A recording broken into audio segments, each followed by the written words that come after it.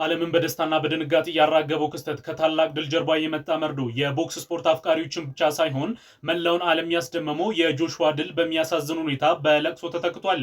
ከጥቂት ቀናቶች በፊት በዓለም ዙሪያ ከ33 ሚሊዮን በላይ ሕዝብ በቀጥታ ስርጭት ወይም ላይቭ እየተከታተለው አንቶኒ ጆሹዋ ከታዋቂው ዩቲዩበር ጄክ ፖል ጋር ባደረገው ፍልሚያ በስድስተኛው ዙር ድንቅ ድልን ተቀዳጅቷል። በዚህም ታሪካዊ ግጥሚያ ጆሹዋ ከታክስ በፊት ወደ 93 ሚሊዮን ዶላር የሚጠጋ ክፍያ ማግኘቱን ተነግሯል። ዓለም በጆሹዋ ጥንካሬና ስኬት እየተደመመ ባለበት ቅጽበት ግን እጅግ አሳዛኝ ዜና ተሰማ።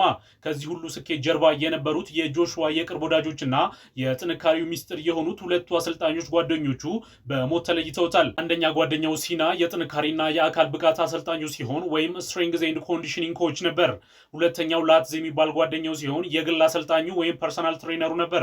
እነዚህ ታማኝ ጓደኞቹ ለሁለተኛ ጊዜ አብረውት ወደ ናይጄሪያ እየተጓዙ በነበረበት ወቅት በደረሰ ድንገተኛ የመኪና አደጋ ህይወታቸው አልፏል። አንቶኒ ጆሹዋ ከአደጋ በትንሽ ጉዳት ቢተርፍም ለስኬቱ መሰረት የሆኑትና ለሱ ሲሉ እስከ ናይጄሪያ የተከተሉትን ውድ ጓደኞቹ አጥተዋል።